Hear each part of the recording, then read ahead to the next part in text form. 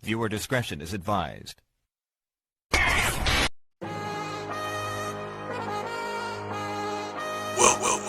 to Heel Shit. On today's episode, pro wrestling news, rumors, spoilers, discussions, and predictions. And your hosts, Dark Cordz and Draven Rhymes. Welcome back to Heel Shit. Why do we call it that? Because bad guys do heel shit. It's WrestleMania Night 1. We just got done finished watching it. There are title changes. We have opinions. You're going to hear them. Before we get started, if you could like and subscribe to this video, follow the podcast, it really help us out. Don't forget the merch, heelshitshop.com. We got heel shit. We got bad guys do heel shit. Got beanies, hats, shirts, hoodies, die-cut stickers, anything you want, heelshitshop.com. Draven, what did you think of tonight? Oh my God, man. First off, what a main event. That was a very emotional contest. Like, I wasn't even tired until that match happened. Like, I'm completely emotionally and mentally wiped out just from the story that they told. But let's not hit the main event yet. Let's go ahead and just start from the top. Start from match 1, and we're gonna work our way on down. And before we do that, just to let you guys know, we're recording night 1 right now. Obviously, we just finished night 1. We're gonna add night 2 to this video, so it's in the middle. You're gonna see us cut from night 1 to night 2, but this gives you all of the immediate reactions from each night from us. Sorry, Jeremy, go ahead.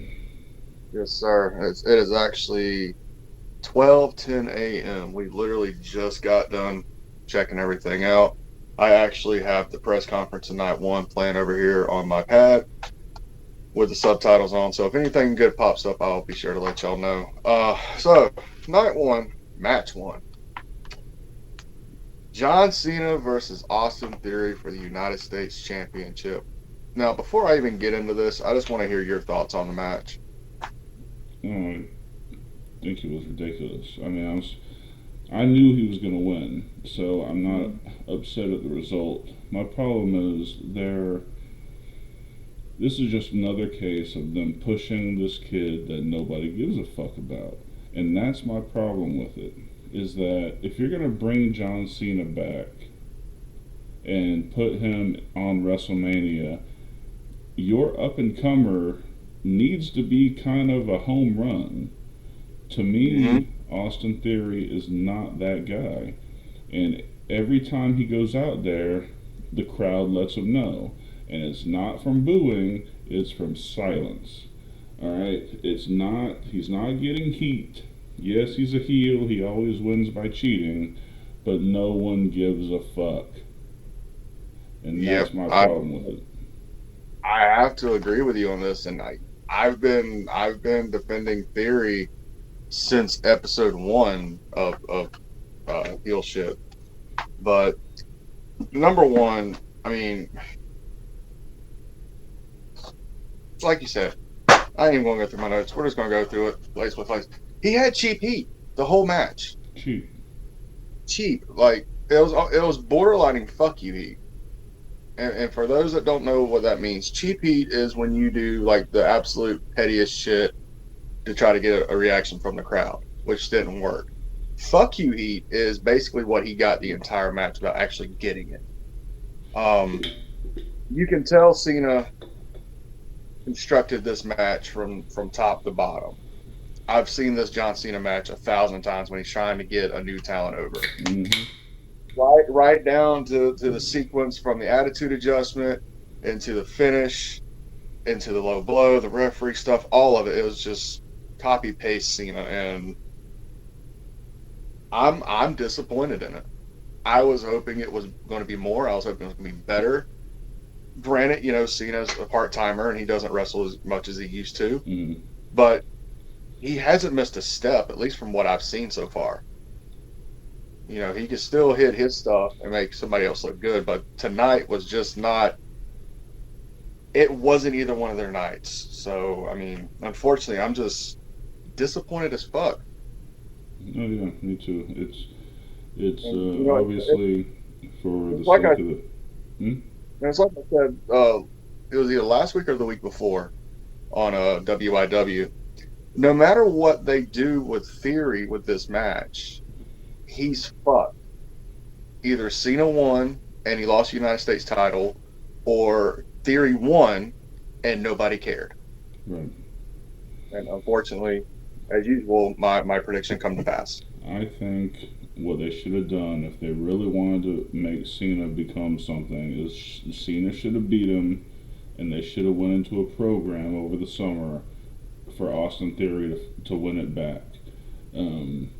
He's got, he's never won. I don't know. It seems like he never won. Of course, he's a heel. He doesn't win matches clean, but it's not even like clever. It's No, at this point, like I said, this was a copy paste Cena match. This was classic Cena trying to get the heel over without doing too much to hurt himself. mm-hmm. And unfortunately, it just fell flat, not only with us, but with a lot of people in my various group chats, a lot of people on Instagram, and a lot of people in the arena. Yeah. Alright, so for the sake of the record, Austin Theory wins this match. What was next? The 4-pack challenge for the men's. So that was Braun and Ricochet. It was the Viking Raiders, the Street Profits, and Alpha Academy. And I just want to point out before we go any further that in our prediction show we got every single one of these right. So I'm just gonna. I'm just. Pretty much. There was a couple of my little tweaks that didn't come to pass, but as far as who we actually called, yeah, we were pretty much spot on everything. This match was originally going to be my quote unquote piss match, right? My piss. Dude, I sat there and I enjoyed the whole match from start to finish. It was fun as hell. Yeah. I'm actually a little upset that it didn't go another 4 or 5 minutes longer, which I guess with the matches going on the rest of the night, you know, somebody had to get cut somewhere. And like I told you while we were talking during the show, this felt like scrambled eggs, but it felt like scrambled eggs in a good way. Like everyone was hitting their spot, everyone was doing what they needed to do, and everyone got over in this match. It was controlled chaos, and I loved every second of it. Yes, I mean there's not really anything. I mean, if we try to go through the highlights, I mean the whole match is a highlight, really. And is there anybody inside the ropes better than Gabriel? From a technical point of view, no. No, he is the most technical competitor. It's just a damn shame he got stuck with such a shitty fucking gimmick back to back. First with that Shorty G shit, and then with this Alpha Academy stuff. When he was tag teaming with Jason Jordan in NXT, and even when they got brought up to the main roster, that was peak. I'm tired. I'm sorry. Gable. Yeah. That was peak Gable. Yeah, I just think he can do everything. He's powerful. He can do high-risk stuff, obviously technical stuff. If he was 6 inches taller, he'd have been champion for a long time. Dude, I'm telling you now, he can be considered like this generation's version of Kurt Angle, just from a technical point of view. Like, if you put Gable with someone like, say, Shelton Benjamin and let them work a fucking program for 6 months, dude, can you imagine the matches we could get from that? Yeah. Yeah, I'm hoping that they do this whole thing where they kind of split them apart and they give Gable a real push, because he's when the three highlight reels stepped in the ring together, when it was Montez Ford, Ricochet, and Gable in the ring, I could watch them go all night. Right? And dude, Ricochet, I swear to God, he must be Neo. Like, that motherfucker can do shit nobody else in WWE can do. Mm-hmm. And we've watched them. We've watched the Ricochet Will Ospreay matches. If you want to see like completely unbelievable shit, go watch them two work New Japan. There was literally no boundaries there. And even with the restrictions that WWE gives Ricochet now, he still makes the best of it. He is, in my opinion, the best athlete Mm-hmm. in WWE as an all-around person. Even with his lack of good promo, as a wrestler, as a performer, he is pound for pound the best. Pound for pound, one of the strongest too. Because if you remember back in Lucha Underground under the Prince Puma gimmick, he had power. Like he was. Like that motherfucker's like what? 1% body fat? Yeah, it's ridiculous. That's probably in his left pinky toe. All right, so who went over on that one? Street Profits went over on that one. What's next? Oh, what was next? I'm so just. Hold on. Like I said, I'm tired. Let me grab my. Un momento, por favor. That wasn't next. I'll cut some of that shit out. Yeah. I didn't write down the third match. Shit. What was third match?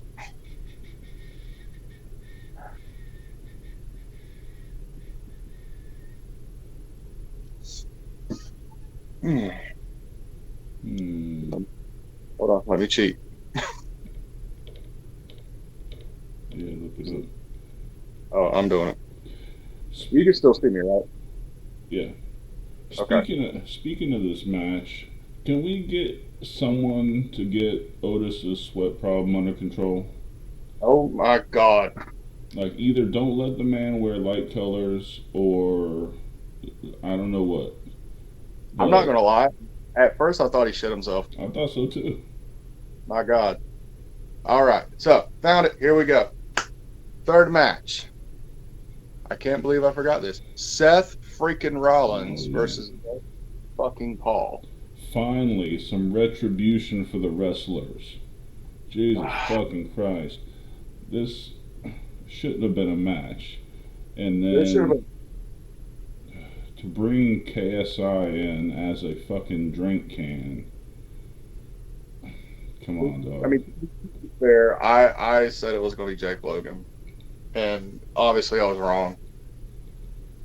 That was just nothing for KSI to get some views on YouTube. That's all it is. Mm-hmm. Right? But, I mean, we're going to keep this one short and sweet. We've bashed on Logan Paul for 7 consecutive weeks. We've been backing Seth Rollins on this for 7 consecutive weeks.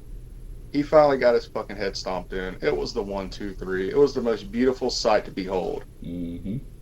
But just for a second, can we talk about the Seth Rollins entrance and just how into it the crowd was? That was one of those, like, that was a WrestleMania moment for Seth. Yeah, absolutely. I mean, he has the crowd in the palm of his hand every time. Yep. And I had somebody on one of my chats ask me, why is everybody cheering him? He's supposed to be a heel. I was like, you have not been watching WWE for the past 3-4 months out of it. Mm-hmm. He has transitioned. Yes, he still does heel tactics, but he is the most over babyface they got right now outside of Cody Rhodes and Sami Zayn and Kevin Owens. Like, Seth Rollins is what Shawn Michaels was in the 90s. The dependable one that can always carry the load of the company on the back when it's time. Yep. So I'm hoping after, and I know he doesn't want to do it, but I'm hoping after WrestleMania Night 2 happens, if Cody wins the belt, which he's still my prediction, if Cody wins the belt, they work a feud, and at some point, Seth gets one more good title. Damn, how bad. It's late, guys. It's after midnight. We're at 12:25 right now. We are exhausted. I'm on my 6th cup of coffee, not daring get a second one. So, overall, Seth Rollins wins, stomp to the head. Thank God. Next match. Before we get to the next match, let's hear from our sponsor, Castel Vodka. Vodka, bold. still. Indulge in the Red Revolution. Thank you, Castelvica, as always, for sponsoring the podcast. What's the next match? Next match is the 6-woman tag. We got Damage Control. That's Io Sky, Dakota Kai, and waifu Bailey versus Becky Lynch, Trish Stratus, and Teenage Crush Lita. There wasn't really too much in this match that really stood out to me. I'm gonna go ahead and just say it, and like I said, Lita is my teenage crush to this day. I will do anything for this woman. But she lost her step, dude. Like it was very apparent. She was the weak link in this match. She was. Trish looked pretty good. Yeah, but Trish, if you notice, they were protecting Trish a lot. Only had a couple of spots, and then got tagged out. She wasn't in there like Lita and Becky was, and Becky worked her ass off during this match. Yeah. I mean, all of them did, but Becky was the MVP of the 6-woman tag. She caught all the heat. Yeah, no. That just put, she's what Trish and Lita was 20 years ago, and she needs that. She needs that adversity to get over in order to be the man, and that's exactly what she is. She is the man right now, as far as the tag team division in WWE, as far as the women's concerned. I can't really shit on this match. I'm not going to. I respect all 6 women. It's just, if Lita's going to continue doing this, she needs to get back and try and get a little more of the ring rust off before she does another big time match. Yeah. That's all I'm going to say. Yeah, no, I can agree with that. Obviously, the baby faces go over. And this was my favorite entrance of the night. The babyface entrance was very Sin City, and yes, I love that. So yeah, no, babyface is up. Next match. Next match had my favorite entrance. It was the battle of father versus son, Dominic and Rey Mysterio. Let's talk about these real quick. I hit you up with this as soon as I started watching this. They wasted time and money on a Dominic Mysterio entrance. Why? There was no point to build him up any more than what they already have. I don't know when they're going to drop this whole I'm a hardened fucking prison parolee. Like, it's so ridiculous, and it was good for a while, but I'm thinking that they've run their course. I mean, I'm thinking that it ran its course 3 days after it started. Well, I think the whole Judgment Day has run its course. That's really why I think the Rhea match, in part, went the way it did, because I think they're going to pull her over there, and I think they're going to start dissolving it. I don't think it's really ran its course. I just think it needs a little revamping. I think Dominic needs to get out of that and go back babyface. Stop fighting me. You need to have Damian just be a fucking killer for like a 3-month period. Just straight up squash matches, get some victories, and then make him look like a threat again. Balor is the veteran of this group. He helped create a Bullet Club, so he knows a thing or two about creating groups and keeping them good. It's just the way WWE creative, portrays them. And, if it was me, like I said, I would kick Dominic out. I would have Priest go on that 3-month run, just be an absolute monster. I would have Balor be the workhorse, and I have Rhea just be the person in charge, quote unquote. Like, just make it official. Rhea is the one in charge. Rhea is the one that's behind everything the Judgment Day does, and I think revamping that and making them monster heels will carry that group for at least another year. So as far as this match goes, entrances, fuck the Dominic entrance, but that entrance that Ray did when I was walking back in the living room and I heard Eddie's music, we've talked about this. we did. when was talking about the match, the top 5 matches. I just had such a feel good moment there. I just had to sit down and just breathe like a fresh breath of air. Like, I don't know. Is anytime Eddie gets involved in something, it just feels right. You know what I mean? Yeah, no, I definitely feel that. Yeah. As soon as La Raza came on, I was pretty hyped. Yep. So, And the match went kind of as you would expect. we got to talk about the spot of the night, though. Oh, God, yes. Yes. Oh, So Mysterio does it's almost like a head scissors maneuver into the corner, right? And then Dominic gets thrown shoulder first into the ring corner, right? Not expecting really anything to come of it. Next thing you know, you're seeing Ray take off his belt. And we've all seen that from our parents. Like, they take it off and they do that fold in half, like really slowly. And it was just sweetest sensation of you fucking deserve shit. Ray went to fucking town on his ass. mm-hmm. Quite good. Like, he got 4 or 5 good ones before Dominic could even get out the fucking ring. It was just so good. I immediately had to find it on Instagram and go and show my wife. And she was just laughing her ass off. She watched it for a good 10 minutes straight. Just Dominic ass whipped. As they say, he tanned his hide. he tanned that boy's hide. He took him off. Beautiful. And he beat him like a government mule. But that whole match was entertaining. I'm not gonna lie. Of course, Ray goes over. My only complaint isn't about the match itself. It's about the outside of the match. It was about Balor going out there. And we talked about this. Obviously, we talk about this shit a lot.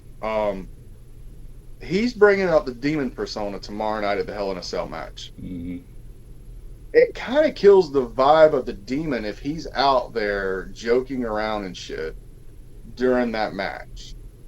Like, in my thought process, if you're bringing something as dark and as vile as the demon persona out, shouldn't you be mentally preparing yourself? Yeah, you shouldn't be seen anywhere this weekend.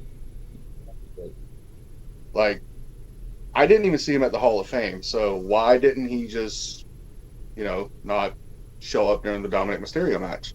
Damian Priest makes sense. He needed something to do because he's the only one of Judgment Day not booked on the show either night. So that made sense.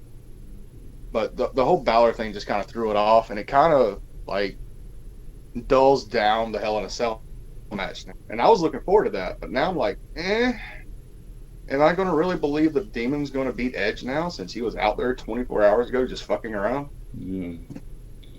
Yeah, no, I mean, continuity.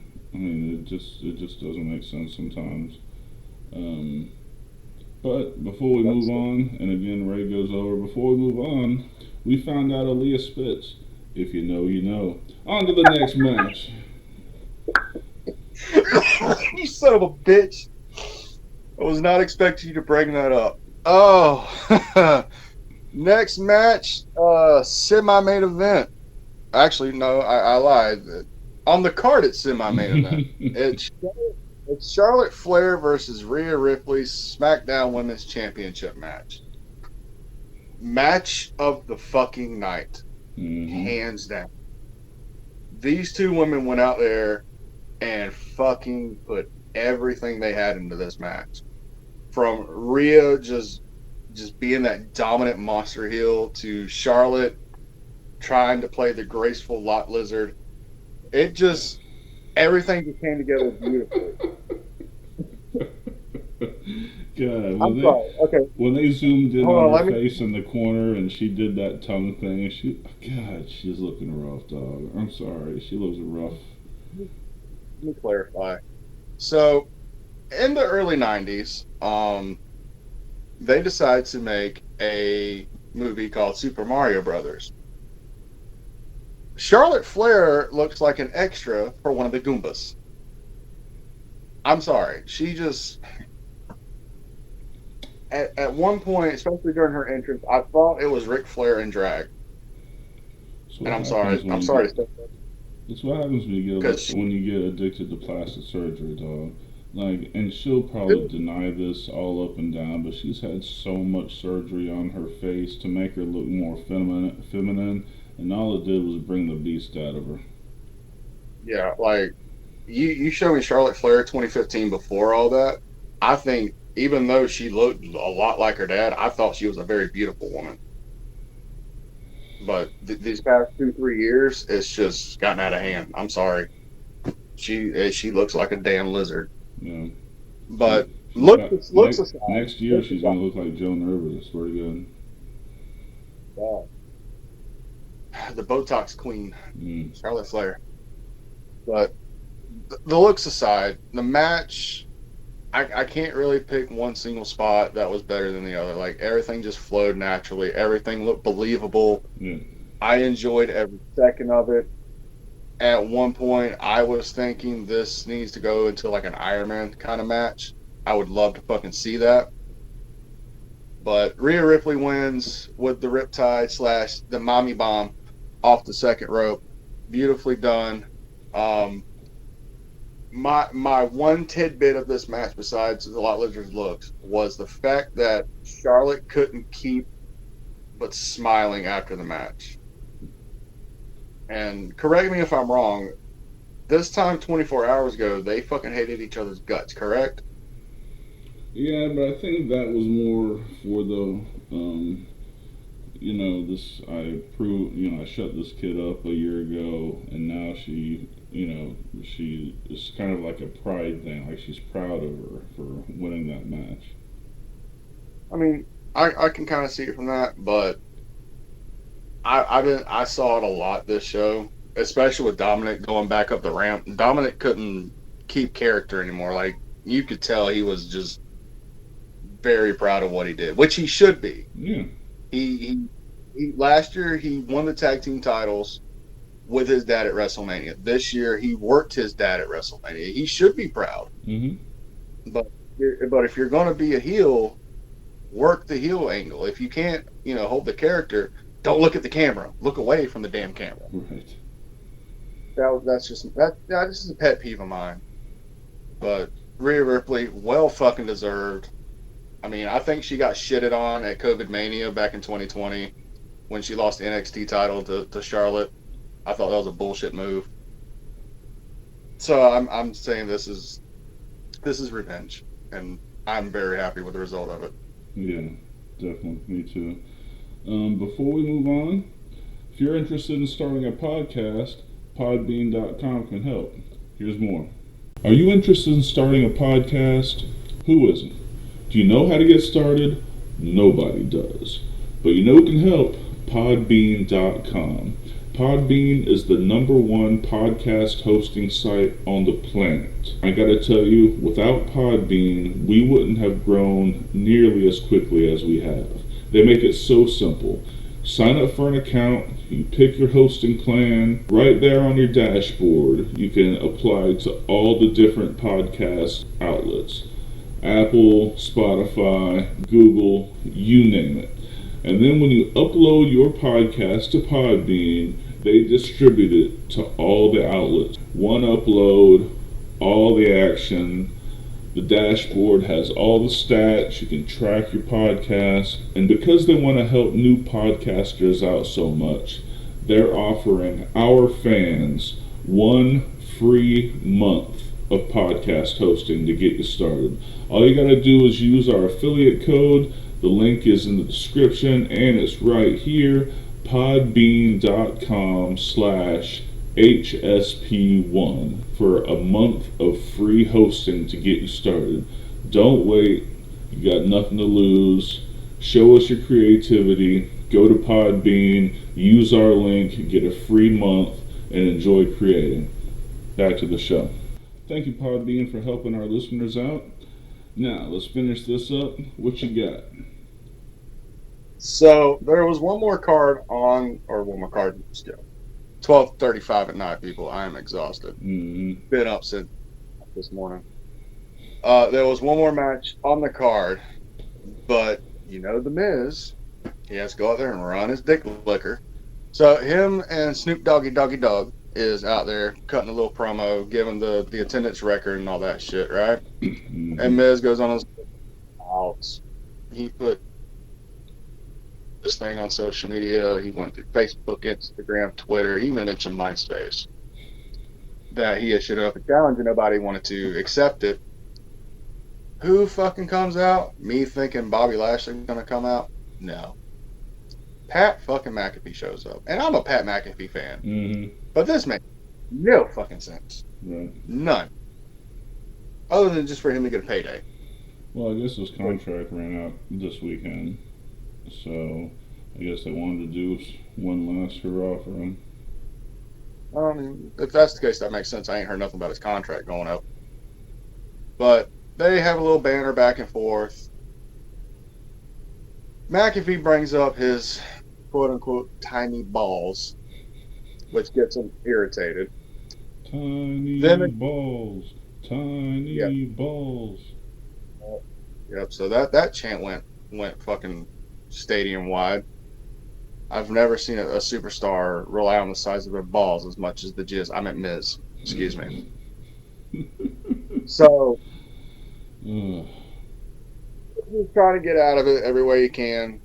Trying to say there's nobody that's going to make the match official. Well, old Snoop Doggy Dogg went over there, rolled a blunt, smoked half of it, and put it out before he came back and said, well, you know what? I am the host of WrestleMania. I guess I can make it official. I got a referee. I got you two. Let's do this shit. And then I didn't give a fuck about this match. 6'6" Snoop Dogg exits the ring through the space between the bottom and the middle rope. Oh Jesus! I don't know why that struck me so funny when it happened. It was like, dude, you're taller than I am.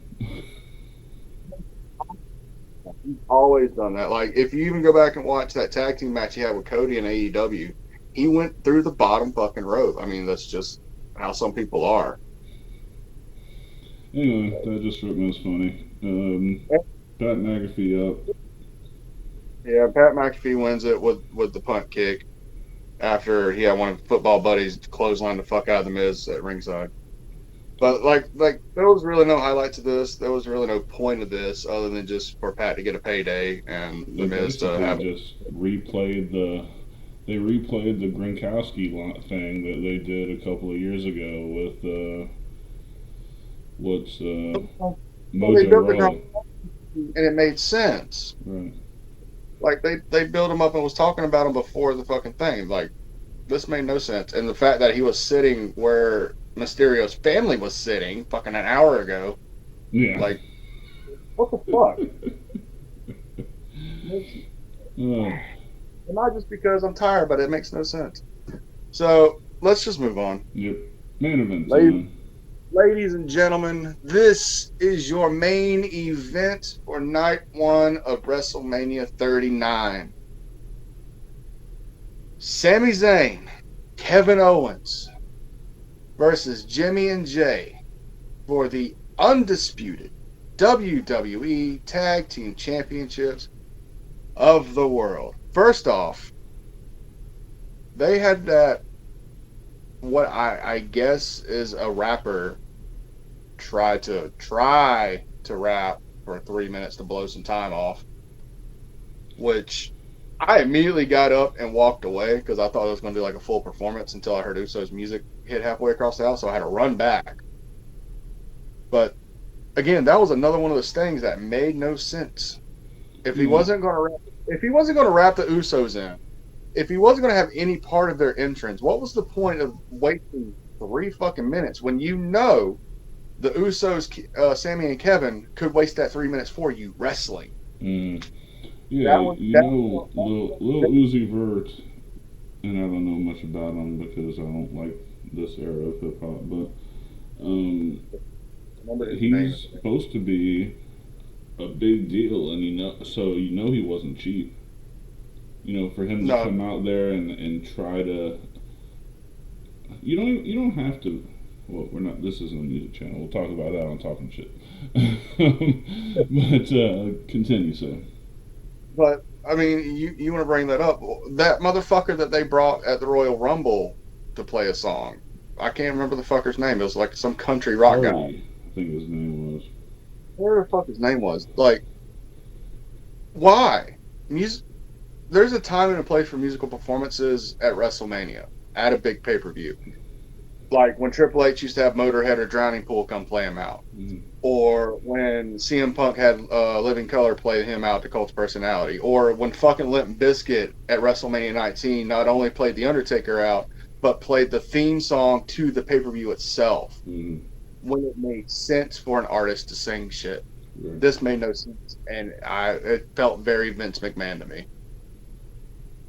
Yeah. So, take that for what it's worth. But the ovation that all four competitors got, Jimmy and Jay, even though they're heels, we all know they're heels, they were still getting cheered until Sammy's shit hit, until Kevin's shit hit, and they made that entrance. And did you notice on their tights, on their entrance, the PWG logo? No, holy shit, really?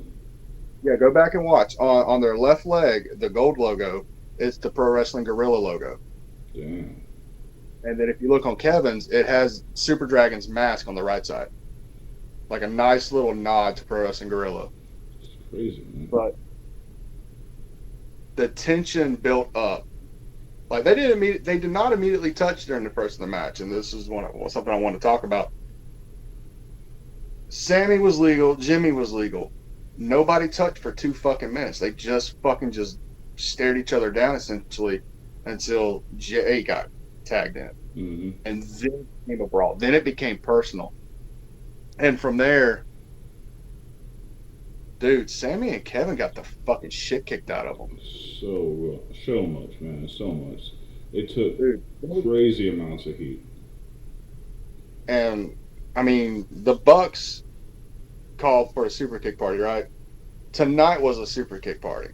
Yeah. There was at least 20 super kicks in that match. That's probably cutting it short. I mean, there was between the double super kicks and super kicks from the Usos and the super kicks from Kevin Owens, I wouldn't be surprised there was at least 30, 35 super kicks. Yeah, well, I'm not going back tonight to watch that and count. Nope.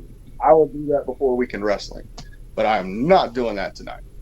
But they just got the absolute dog shit kicked out of them. And there was a few moments where I was like, okay, this needs to end. Mm-hmm. They're going to keep it on. I get it. You don't have to fucking make it any more obvious. But, dude, every time I thought that, Sammy kicked out. Kevin kicked out.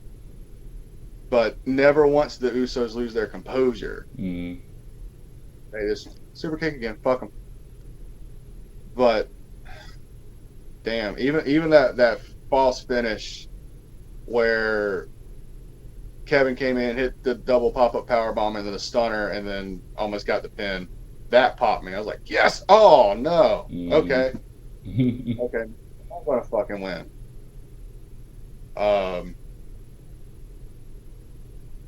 There's just so much of that fucking match. And it wasn't all physical. It was a lot of emotion shit. Mm-hmm. Back and forth banning with Jay and Sammy every time they were legal and they were in each other's face. Yeah, I don't know about you, but I was constantly waiting for somebody to turn. Yeah, well, it's like I said on Weekend Wrestling when we were putting our predictions in. I thought Jay was going to walk off. I thought I was going to get to a double hot tag, and I thought Jay was just going to walk off and just let Sammy and Kevin take over and win. Mm-hmm. Or I thought they were going to pull some Ring of Honor shit and pull out the Brain Buster and the Practice Power Driver, which I guess in a sense Sammy brought up the Brain Buster off the apron. Mm-hmm. I mean, I could take that as a win, maybe. Mm-hmm. But I was really, really, really hoping for such a big match they would allow the Package Power Driver.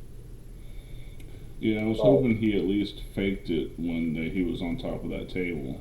But he just... That's what I thought was going to happen, but they were calling for a fucking powerbomb. I was like, he's not going to fucking powerbomb him sitting on top of the table. No, but it was a great match all the way around. New tag champs. No surprise to us because we called that shit. I think pretty much everybody called that shit. But no, it's a good match. Actually, let me check one of my dirt sheets real quick Oh, because I'm pretty sure one of our boys called it different.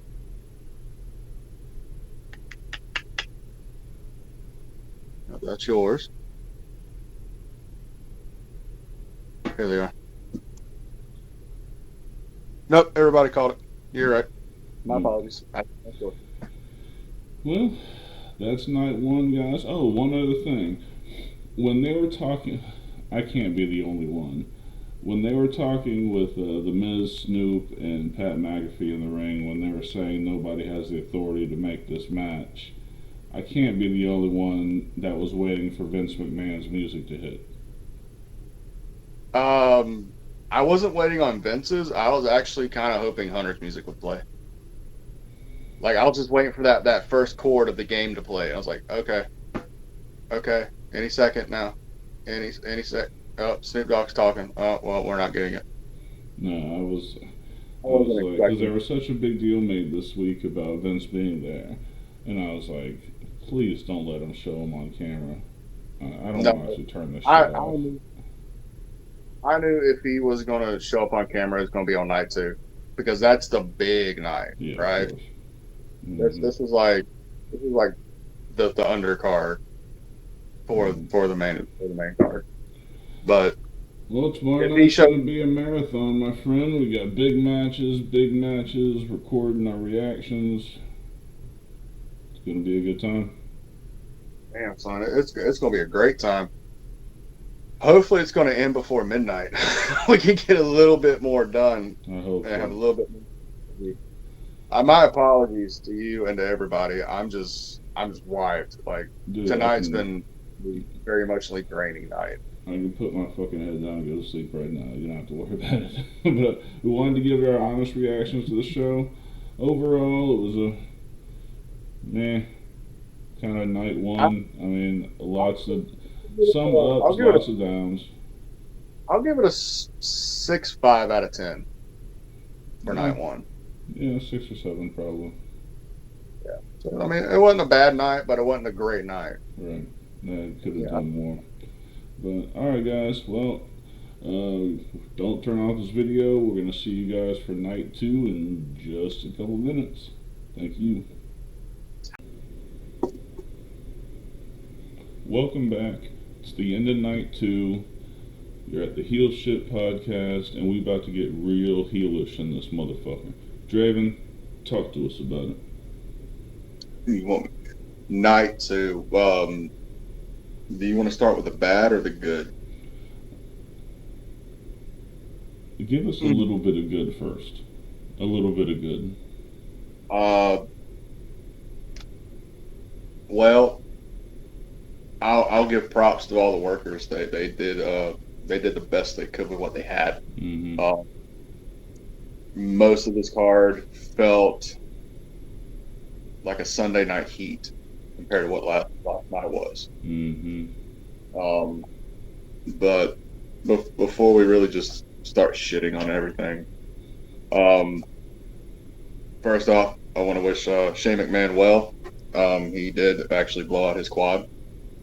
So, hopefully you have a nice and speedy recovery for trying to one-up your dad. Hey, Vince did both quads. Yep. Huge shout out to Snoop Dogg, though. Huge shout out for ad-libbing everything from that point on. Yeah, big props to Snoop on that. Big props. But let's just go ahead and get into it. In case you can't tell, the disappointment in my voice is very genuine right now. Because out of everything that was on this card for night 2, only 2 matches were worth a damn. Yes, sir. And we'll get into it. So, match 1, and let's just go ahead and clarify. You missed the first 3 matches. Correct. I had to give you some play-by-play. So a lot of this is going to be just me giving my opinion on it until you're able to go back and watch it for yourself. So match 1, opening WrestleMania night 2, was Lesnar versus Almost. Almost. Almost. As in, it almost looked like a match. This match, if you watch the match between Brock Lesnar, or not Brock Lesnar, between Braun Strowman and Almost at the Saudi Arabia show last year, it is basically a copy paste of that. But instead of the power slams and shit like that, you replace it with the Germans and the F5s. That's it. There was nothing of circumstance that nothing came of this match. Nobody's better of this match. It's hot garbage. Yeah, no, I mean, I don't give a shit what anyone says. Vince's fingerprints were all over this fucking second night. Oh, you could tell too. You don't. To have Lesnar squash an absolute monster in less than 5 minutes. Yeah. Vince called that one. I have absolutely no doubt. Agreed, but I mean, who did that help? Mm-hmm. It didn't help Lesnar. Lesnar's already a main event star. Mm-hmm. He's one of the top paid, if not the top paid guy in WWE. It didn't help Almost. To be fair, Almost shouldn't even been on WrestleMania. Mm-hmm. He's still fucking green. And he doesn't. He's learning. I'll give him that. Since his debut, he's learned how to work like a big guy a lot better. Yeah. But he's not there yet. He still feels clunky. He still feels stiff as fuck. You can tell in certain moments where he's like stopping to try to figure out what the fuck he needs to do next. He was not ready for WrestleMania. Yeah. Absolutely. And I think we've given it more time than the actual match. So. Yeah, we did. So, match 2 was the women's 4-way tag match. Liv Morgan, Raquel Rodriguez, Natalya, Shotzi, Ronda, and the fucking team of Sonya, Chelsea. No highlights other than, and I messaged you about this, and you got a nice little giggle. The amount of super kicks we saw last night in night 1 rivals the amount of code breakers that we saw in night 2 just in this one match. Like, that's the only highlight of this match. Nobody came out better for this match. It was basically just to get the women to be on WrestleMania. And of course, the only team that made sense for it to go over did go over, which was Ronda and Shayna Baszler. Fairly quickly. It did look like Shayna did re-injure her ankle during the match, which happened off screen. I wasn't able to go back and watch it.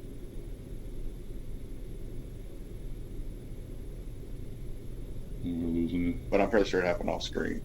But Ronda Rousey, Shayna Baszler won. With Ronda tapping out. Shot.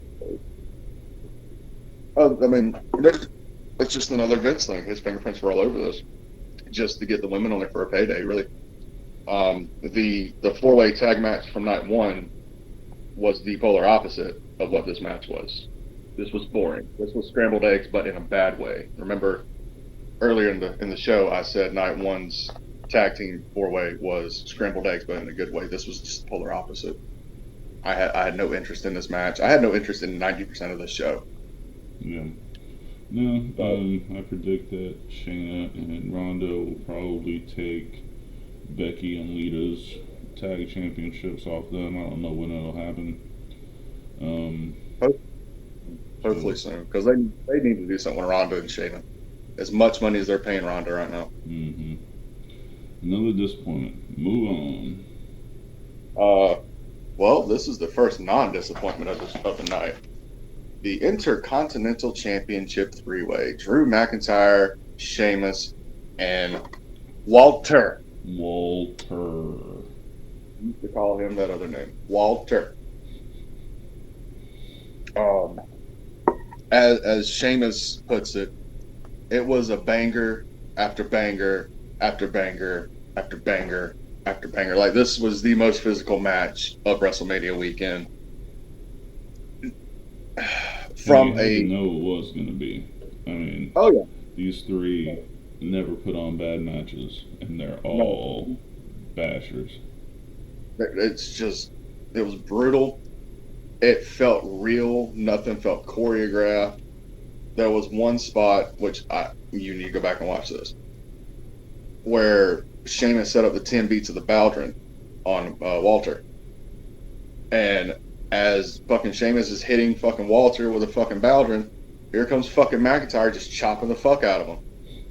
So 10 beats of the Baldwin became fucking basically chops and chips, basically. I mean, that motherfucker, if I had the hair still, it'd be as red as my hair was. I mean, Jesus Christ. All three of these guys, match of the night, at least match of the night. I can care less. And that's not me shitting on the main event, which we will fucking get to, and I'll shit on that enough. But definitely, if you saw Clash of the Castle, the Sheamus versus Walter match there, and if you ever watched the SmackDown match between Walter and McIntyre, just heighten your expectations and then be prepared to be wild. It's match of the night. Walter did go over. He powerbombed the fuck out of Sheamus, and then right after that, powerbombed the fuck out of McIntyre and got the pinfall. This is one of those matches where all three came out better for it. We already know McIntyre's a main eventer. We already know Sheamus is the established veteran. This just established Walter as the next big heel. And I'm very excited to see where he's going to be this time next year. Yeah, no, the sky's the limit for that guy. They booked him marvelously. I did call something wrong, though. I did call the fact that Butch was going to turn on Sheamus, and unfortunately I was wrong there. But I was still right about Walter winning. Absolutely, yeah. Sounds like a banger. Probably the best match on the night. I will go back and watch it. There was some bangers in match. Let me tell you that. That's awesome. Well, sounds like one of the few bright spots. So, what's next? Well, don't get too used to a bright spot. The next piece was actually the segment with Snoop and Miz again. And they just kind of recapped everything from night one. And then they kind of pulled in the whole shit from night one of Snoop starting a match with Miz and Pat McAfee. And Snoop, very disingenuous, said, "My bad." And then Miz started on his shit, right? I think this is where you actually came in on. Yeah, I saw this segment. Okay. And at that point, Snoop introduced Shane McMahon, which killed it for me. Like, out of everybody in the world, you choose Shane to come back. Yeah. God, I hope it was a one-off. I don't want to see him around a lot. Well, you're not going to see him for the next 9 months. That's for damn sure. That's for sure. And it was Shane does the fucking entrance, and he's fucking blown up before he even gets to the fucking ring, right? And then the man almost starts crying, thanking the crowd. And then 30 seconds later, does a leapfrog and blows his knee out. Yeah, he starts off with the worst strikes in wrestling. Shane McMahon is garbage in the ring. I'm sorry. He always has been. I mean, he does the best he could with what limited knowledge he knows. But, I mean, you got guys like fucking Undertaker and Austin, and your brother-in-law, Triple H, who was one of the best strikers in the game. No pun intended. He couldn't teach you how to throw a fucking punch. Yeah. Fucking Snoop Dogg's punches look better. Yeah, they did. But, so, the funny thing about that segment is, other than Shane blowing his knee out, was when he blew his leg out, somehow, and I didn't see an earpiece in Snoop, but somehow it was conveyed to him to ad-lib this, and he did a great job. I think, and this is just my opinion, I think Miz kind of saw what was happening and was like in between the lines, was telling Snoop to, take me out or some shit like that. But let's not overlook the most destructive, the most powerful, and the most dominant move of night 2, the doggy's elbow. The doggy's elbow. Doggy's elbow. That motherfucker got so much height. That motherfucker smoked a blunt while he was in the air before he landed on him. That bitch had more height than fucking Shawn Michaels off a fucking ladder. Let me tell you that shit now. That was fucking beautiful. And the way he hit the ropes was so fucking passionately that you could see, if you stop it, you could see him hit a fucking bong after every time he hit the fucking rope, and then went and hit the doggy elbow. The dog bow. I am exaggerating, of course, but just mad props to Snoop Dogg for being able to, in the moment, change up what was supposed to happen. I'm just mad respect. Mad respect, absolutely. So, after that dog water, we have the Raw Women's title match, which is Bianca and Asuka. And I'm not going to lie, I did not give a fuck about this match. Mm-hmm. Even with the video package and watching it, like, it just felt like something put together. But they worked their asses off. Yeah. I enjoyed it. Unfortunately for you, Mm-hmm. Bianca did win. I mean, again, there's really no highlights other than that sit out power bomb on the floor. Mm-hmm. I mean, they just worked a solid 10-minute women's match, really. Yeah. I'm obviously disappointed in this. Asuka has been pushed to the moon, completely dominant, powerful. And how long do you let Belair hold that title? Like, I don't know. They should have done Asuka. I think baby faces are much better when they're chasing titles. If that's the case, why not fucking turn Asuka at Mania on night 2? Why not let her win the fucking title, but let her win it as a heel? Right. You had plenty of opportunities. Yeah. Again, That's all in my opinion. This just feels like Vince's fingerprints. Yeah. It's unfortunate. And talking about Vince's fingerprints. Hold on. Breaking news. What you got? Endeavor purchases WWE and forms new $21 billion global live sports and entertainment company. So it is the UFC and the WWE under one banner. Just came across my phone right this second. It didn't say quite how much WWE was purchased for, and I'm just seeing the headline, so it could in the body of the I could probably get you a number. Let me just pull this up. Yeah, are you getting this off of NoDQ.com? I'm getting it off of Bleacher Report. Okay, so according to NoDQ.com, it sold for $9.6 billion. $9 billion? $9.6 billion. And if you remember, Vince McMahon back in the early 80s only bought the company for a measly $1.5 million, $2 million. Mm-hmm. So think of the investment he just made there. And it was only valued at like 4 or 5, right? Mm-hmm. Yeah. 5.6, 5.7, something like that. Well, I'm glad that's over. So that kind of brings up a question, though. I know we're still trying to cover WrestleMania, but this is a nice little topic to get off on for a minute to actually brighten me up. Yeah. With UFC still running regular style pay-per-views, right? You still got to pay the $59, $69 for every pay-per-view. What does that mean for WWE? With the network and Peacock. Well, don't. What is that? Are they going to go back to that, or are they either going to have a UFC kind of deal where you can have like a monthly subscription, or is it just going to stay separate like it is? What do you think? It's an interesting question because the UFC does still have old school pay-per-views, but they do events live on ESPN. It's not just pay-per-views, although that's the majority of their revenue, I'm quite sure. But yeah, it'll be interesting to see. I mean, I kind of think I would have liked one of the television networks to purchase it. I was kind of hoping NBC would, so that their relationship with Peacock continues. But it'll be very interesting because I don't know. I don't know. It's very possible that they could go back to pay-per-views.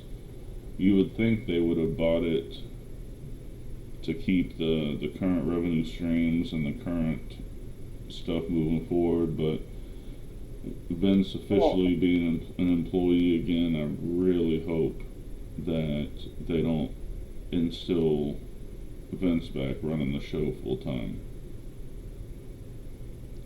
Well, if business is anything like I think it is, the CEO of Endeavor is going to have control of whatever happens on WWE. So Vince is still going to have to actually talk to a higher up. He's going to actually have a boss now, even though he's going to be like CEO or whatever the fuck it is of WWE under control of Endeavor. So he still has somebody he has to answer to. Mm-hmm. And as long as, because we both know you can't just abruptly end contracts without, something legally happening, right? Mm. So they still have to finish off the contract with Peacock, and at least until that's over with. So we still got the network on there until then. I know outside of the U.S. they still have the WWE network, mm-hmm. which thank God for my VPN, I'm able to watch it that way. So it makes you wonder, is Endeavor going to be like, everything you fucking done as far as entertainment wise sucks, Vince, and we want to go in this direction. And Vince is going to sit there and fucking eat that shit. Mm-hmm. For the first time ever, he's going to have to fucking answer to a boss. Since buying the company from his dad. So that's going to be real interesting to see how that ego is checked. Yeah. Well, that was a nice little break from the debacle that was night 2 of WrestleMania. So let's get back to it. Man, I ain't got enough meds on me to deal with night 2. Luckily, we only got 2 more matches to go through. And these are the ones that I'm probably going to quit on the most. Jesus Christ. So, last week in Weekend Wrestling, I confirmed that Tony Khan gave Christian the green light to appear at WrestleMania weekend. Right. I also said that Gangrel was given the green light to do something with Edge. Well, Vince fucked that up again. So Hell in a Cell, Edge versus Demon Balor. Demon Balor. This felt like shit. It was one of the worst Hell in a Cell matches I've ever seen. Point blank. Like, Top 3 worst Hell in a Cells. Absolutely. Like, nothing's going to be worse than Seth and Bray. No. With the Carney Hammer. But I'd have to go back and watch every fucking Hell in a Cell. That includes all the pay-per-views. But this is either the second worst or the third worst I've ever seen. Yeah. So, apparently, the only interesting thing happened. Can we just talk about the painted weapons? Come the fuck on. You had purple kendo sticks, red kendo sticks, purple chairs, red chairs, and then motherfucker pulls out a purple table. I'm like, I kind of get the motif of it, with Edge doing the whole Brood thing, the red, and then Judgment Day being the purple. I get that. Oh, I get it. And it's kind of a nice little callback to Taker and Kane, really. If you really want to try to reach for something, it's a nice little callback to that. But it felt hokey. Mm-hmm. This felt like Outlaw Mud Show shit. Yeah. I mean, at one point, I messaged you. Actually, I messaged a lot of people this. You just happened to be on that list. It was like, I'm just waiting for them to start making lightsaber noises with their mouth and start fucking sword fighting with each other. Yeah. The only interesting thing that happened during the match, in my opinion, Edge threw a ladder into Finn's face. It did bust him open, and during that whole time where Edge was just frantically pulling out weapons to throw it in the ring after he did that, they actually got in and stapled Finn's head together so we could finish that match. Did you see the gash on Balor's head? Yeah. That thing was a good 4 or 5 inches. Yeah, no, they came in, they doctored him up, and he was able to finish it. But I hope he's doing okay. That's legit tough guy shit. Mm-hmm. To take that kind of a gash, get stapled in the ring, and continue the match. Like, that's when I talk about tough guy shit. That is an example of tough guy shit. That kind of puts you up there with fucking Sabu just fucking gluing his fucking bicep back together for his match. Yeah. That puts you up there with fucking New Jack. Like, oh fuck, well, click, I'll do it myself. Mm-hmm.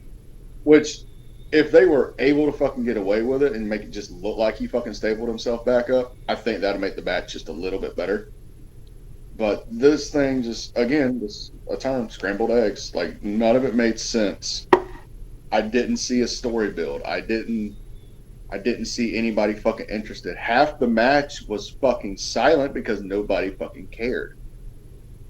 The only highlight to me for this match is the fact that the Hell in a Cell was not painted fucking red. Yeah. Yeah, I hate that fucking red cage, man.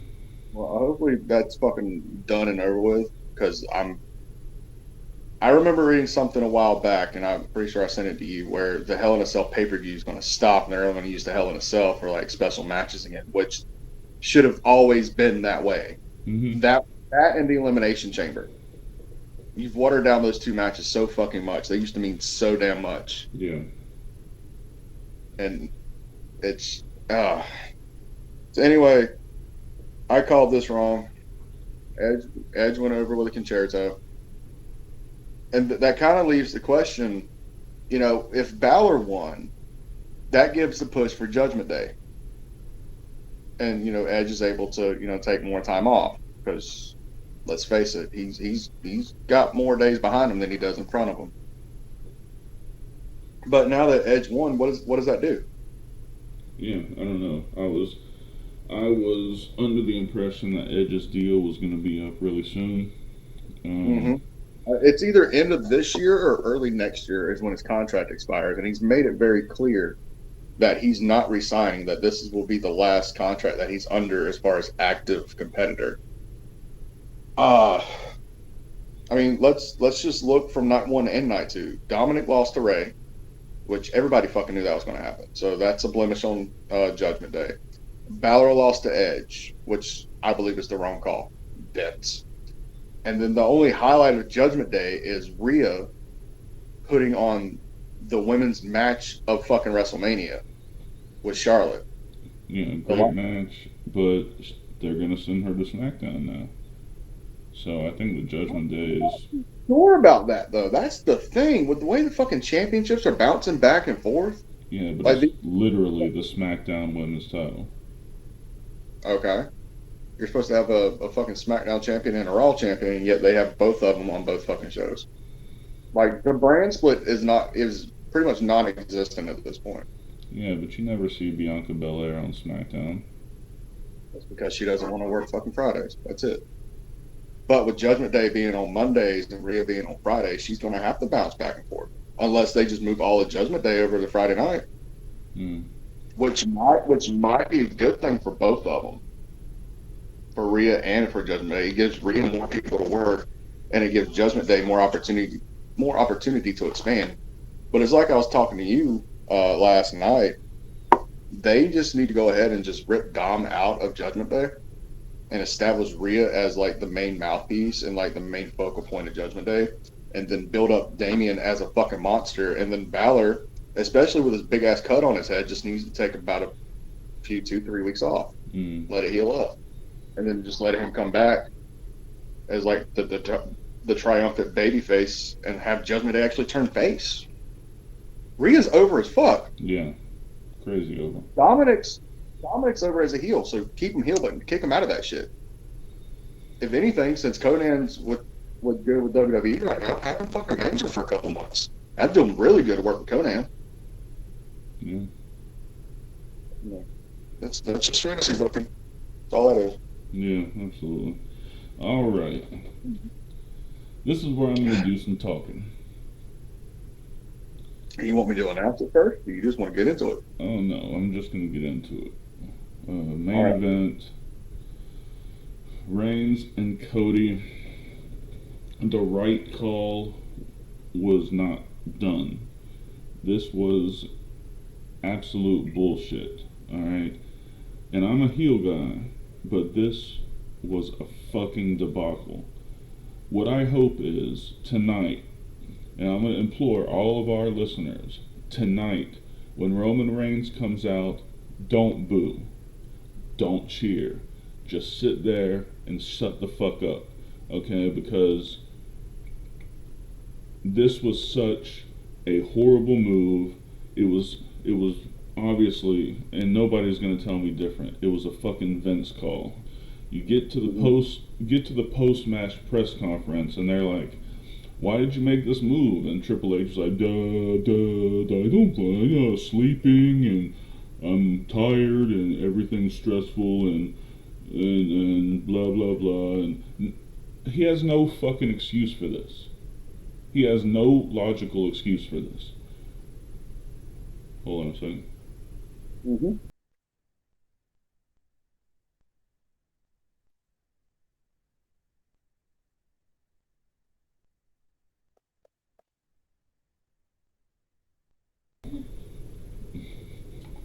Alright.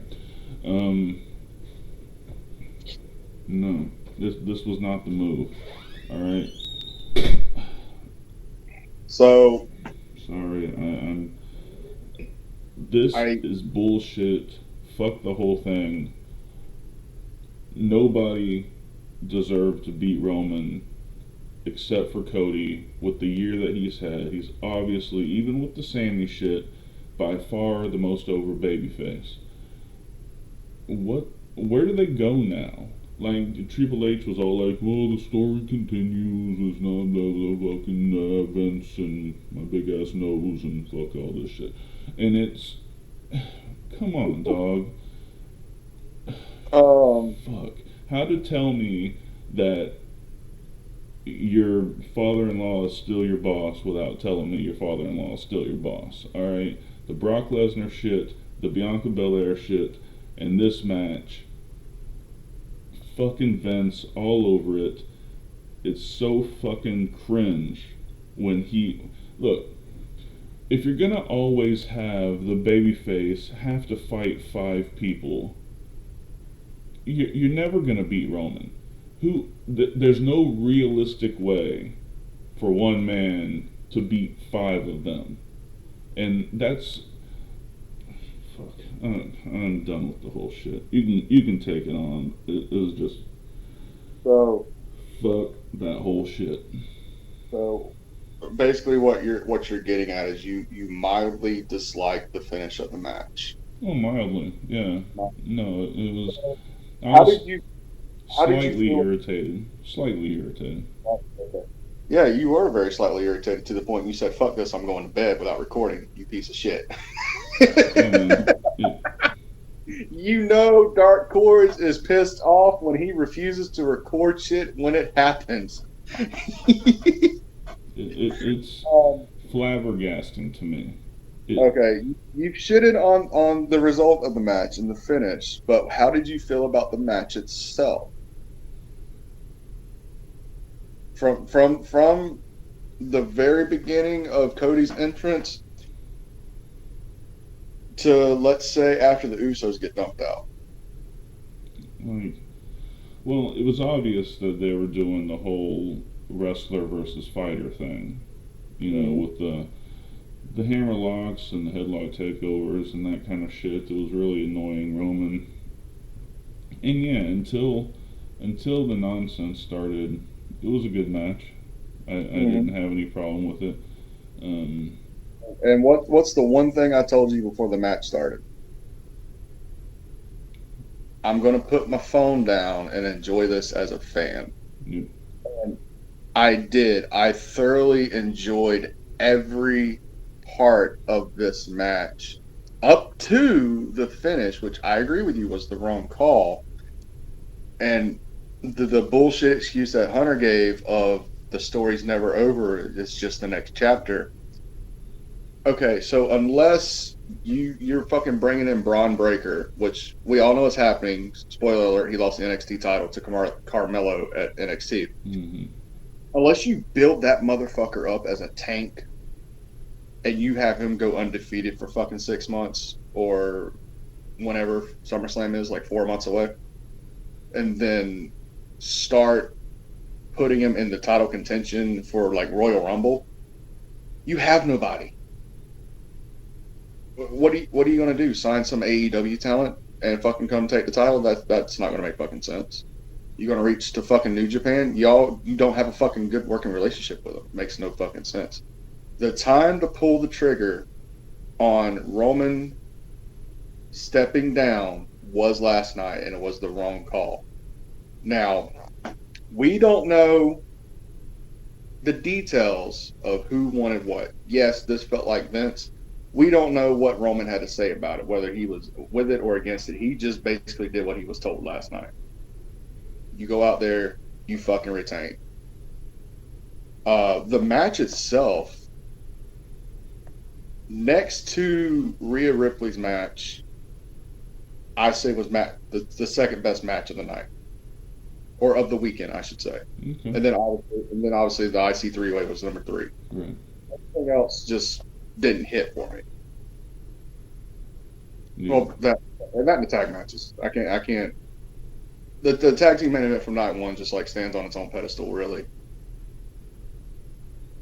But I don't know, something doesn't feel right. I think the finish of this match had a lot to do with Endeavor buying WWE. Because do you want a fighter as your champion, or do you want a wrestler as your champion being a fighting company? Okay. If that's the case, what are you going to do in fucking 6 months? Bring in Conor McGregor? Yeah. No, it makes no sense.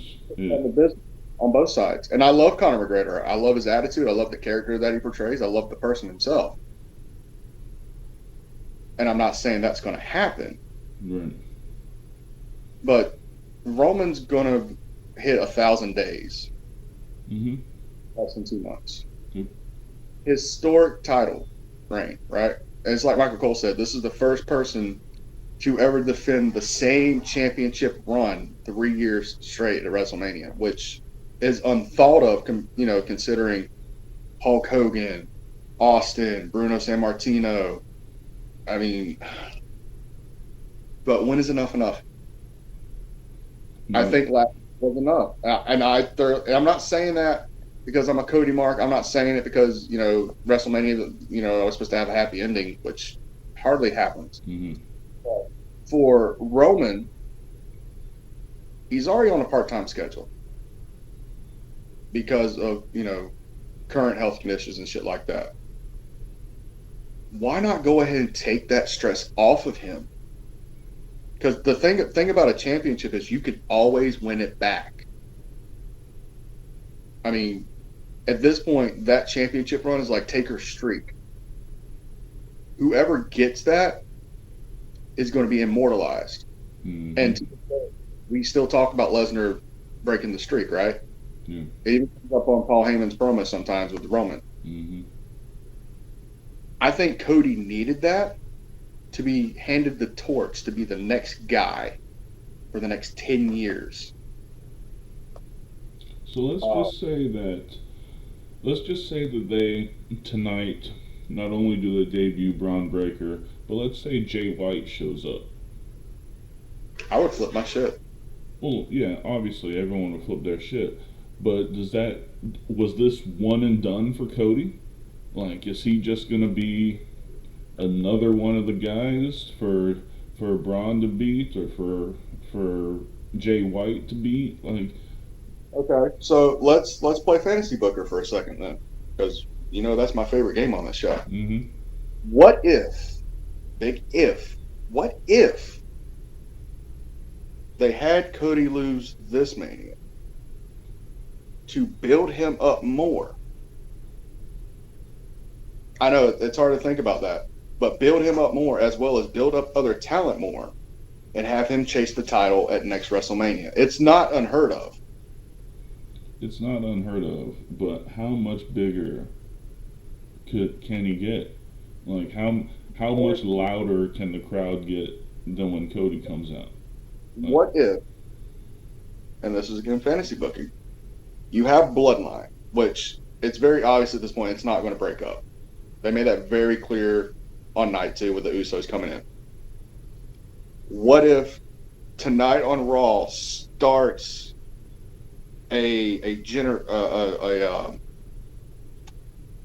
what's the word I'm thinking of? I can't think of the damn word. Anyway, what if tonight Cody starts recruiting for his own 5-man faction? It's a slow build up because you know Sami and KO is going to be a part of that, right? Mm-hmm. But who's going to be the other two? And you have this trio of Cody, Sami, and Kevin still trying to go after the Bloodline. Bloodline is still strong even though they lost the tag titles. Hopefully they keep the tag titles off of them for a while. That way somebody else can fucking, get some fucking success with them.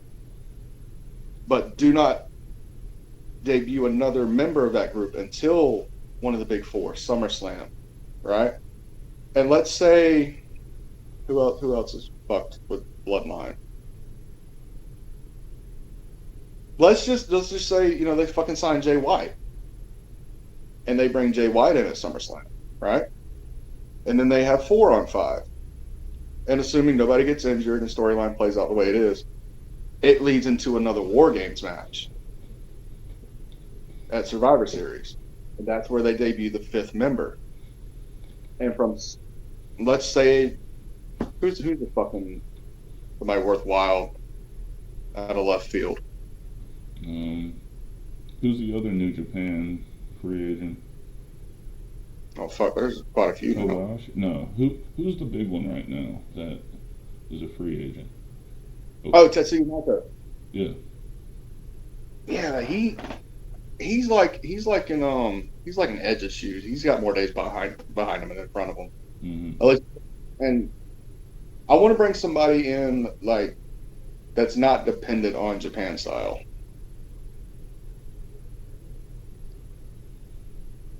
Fuck it. Let's say fucking Pete Dunne breaks off from fucking the Brawling Brutes and fucking joins that faction. Just out of left field. Yeah. And then from Survivor Series, you got 5 guys versus 5 guys. You have the setup for Royal Rumble and Mania. You got Cody versus Roman again. You got the Usos versus Kevin and Sami Part 2. Then you have Pete Dunne versus Solo.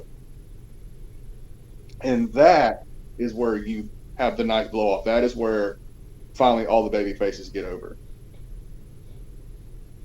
I mean, it's a long shot, but I think they're going to try to head in that direction, especially with Cody, Sami, and Kevin. What I've seen this past week and the past couple weeks.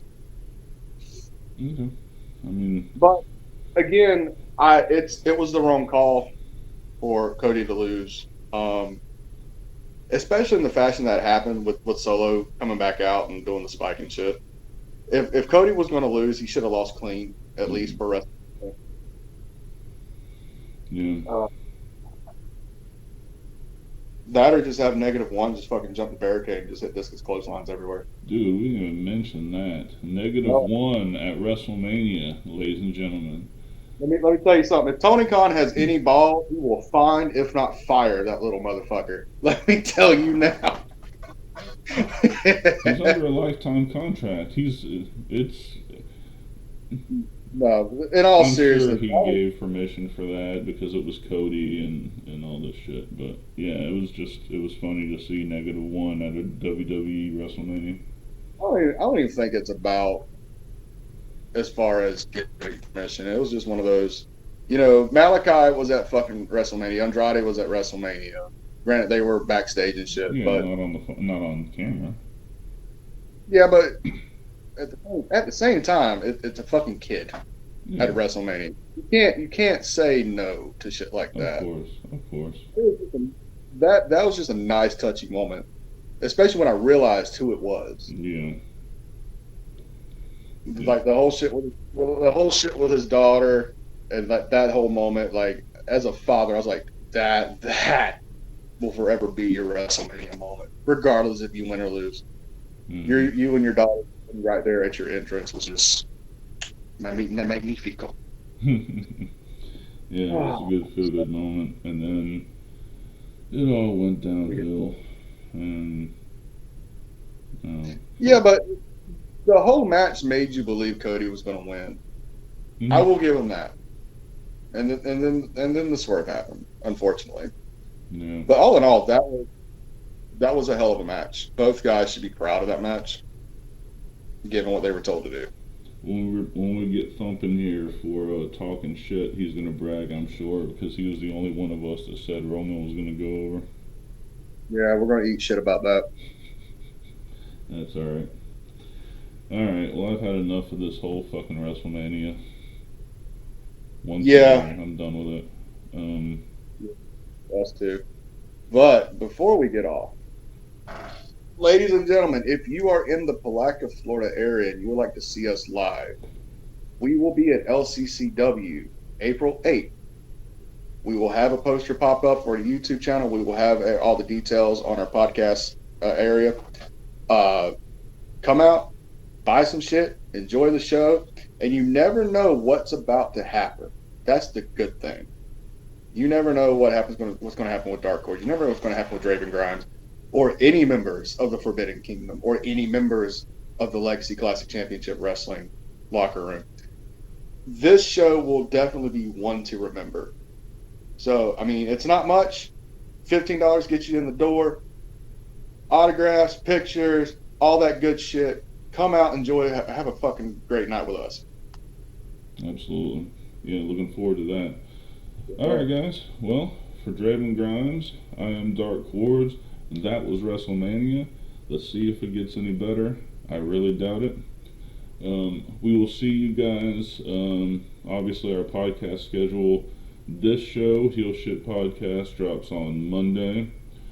Weekend Wrestling, our WIW series, drops on Wednesday. And our new show, Talking Shit, drops every Thursday. On that show, Thump Dupree is with us, and we just talk about whatever the hell we want to talk about. Whether it's news shit, wrestling shit, road stories, everything. You're gonna really enjoy that. So that drops every Thursday. If you can do us a huge favor, like and subscribe to the video, follow the podcast, comment down below, let us know what you thought of our reaction to WrestleMania, and let us know how you differ in our opinions. Always looking for that. Now, before we get off air, I want to give a real quick shout out because we had a few members of our podcast family actually reach out and give us some predictions. So I want to give a good shout out to a good buddy of mine, Gil Ravan of Orlando, Florida. He was pretty much spot on with everything but the Edge and the Roman match. And also Eddie Luke of Sanderson, Florida.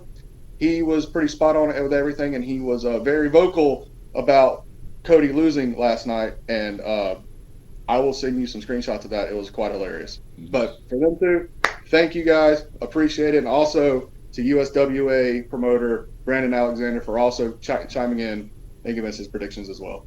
Outstanding, yeah. We love our community, and it's growing rapidly, and we can't thank you guys enough. So, again, for Draven Grimes, I'm Dark Cordz. We will see you next time. Peace. Peace.